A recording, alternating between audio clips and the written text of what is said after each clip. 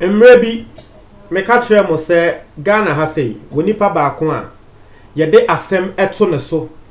ye de asem beto nipa ko ne so ba nipa ko no eya won ba bonten embe kasa eye Mahama, former president Mahama. Wo hwe ekuro we mu ayeti owuo a ye de ato ne so ene wekum we chese udi ma dance ye se edoso na eno enama abronya DC ensem a wode to Mahama so yi chese de bia wosori a ene Mahama ye kronfo Mahama ye sei anso no ena wasanso kwate na nda 2 ekika nsem akese se Mahama no wokum atamils Mahama ekum nkrofo wa plan se wobekum MPP fuo bi chese ensem a abronye aka fa Mahama ho no enye easy na wei ena Mahama say aha dondo afunu tigari insio etapo ncheni a woje wo Mahama say ende de waje wo mo akansem afa ne ho saa mo akansem afa ne ho saa wonfi ende de atinga beri atinga nti Mahama ama ne lawyer atro ama CID say CID for enhwe asem ni mu omombe peja abronye DC because asem abronye DC akotena live radio so e kan fa wono Mahama ho no enya asem kuma asem ni so yie say former president what they told us so say we kum another former president as also kum other people in kwandie e asem a e was CID for ehwehwem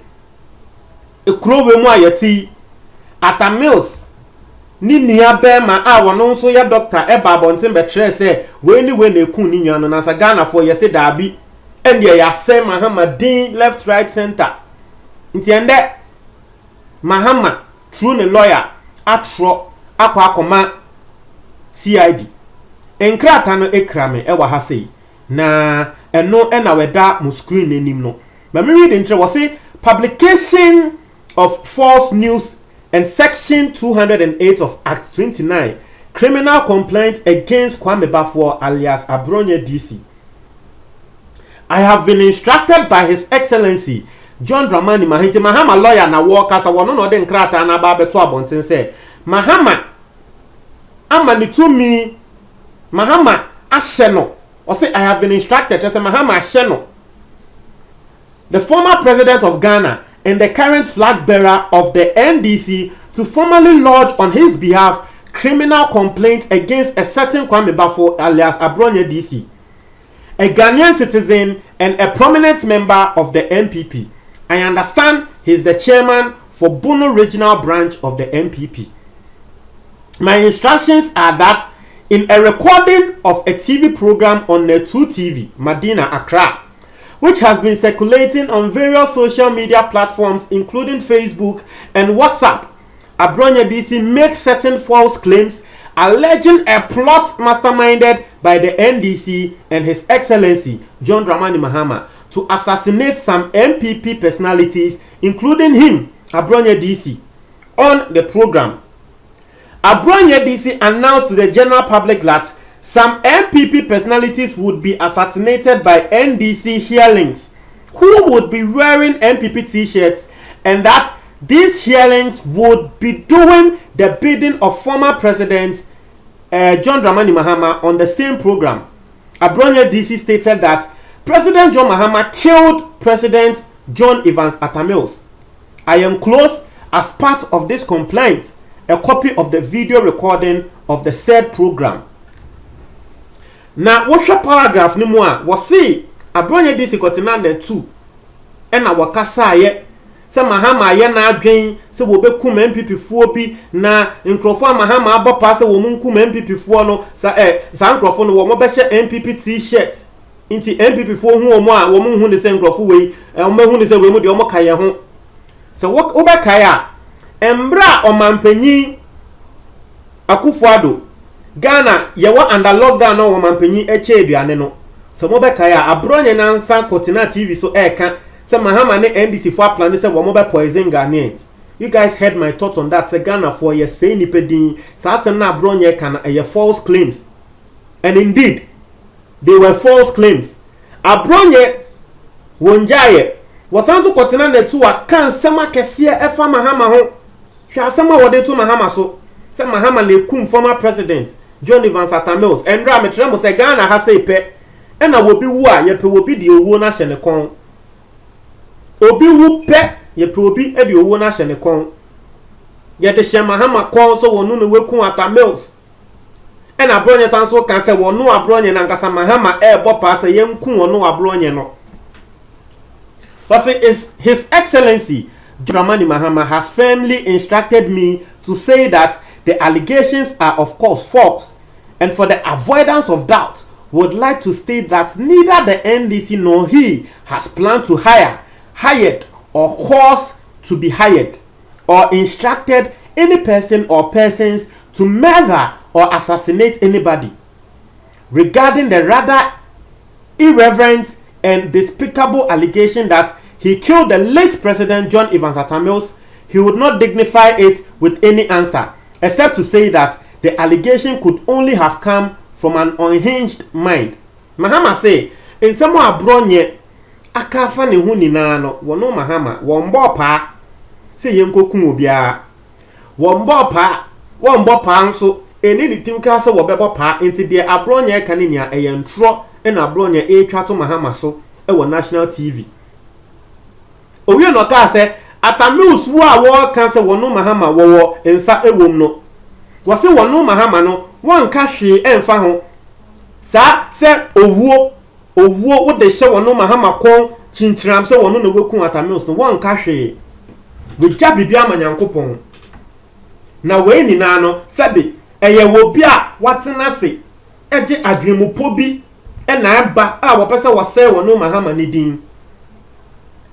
So my further instructions are that this is not the first time the same person, Abronye DC, has used similar platforms to denigrate and make scurrilous, outrageous and scandalous allegations against the NDC and former President Mahama and many other personalities within the NDC, which is the largest opposition party in Ghana. To date, nobody has called the said Abronye DC to order. Abronye DC is a prominent member of the ruling MPP, and while his false, outrageous and inflammatory accusations are clearly politically motivated, they are also likely to expose my clients and members of NDC to attacks from Abronye DC's people. And someone, Mahama, I say attacks from Abronye DC's political party and sympathizers. By reason also of his profile, he has, by his false allegations, pitted the two largest political parties in the country against each other in the context of spurious allegations of violent crime. This has real potential of disturbing the public peace. But say adia Abronye DC wo ye yanhwe ni ya e de oha beba wobi wo ho ade Abronye ke nipa kono wodo Mahama de Abronye ke nye ne de obetumi ehia Abronye na wa ye ne boni bi ubonse retaliation bekoso na me de medi yawo eye Peace Council, National Peace Council mutena ho e man krofo use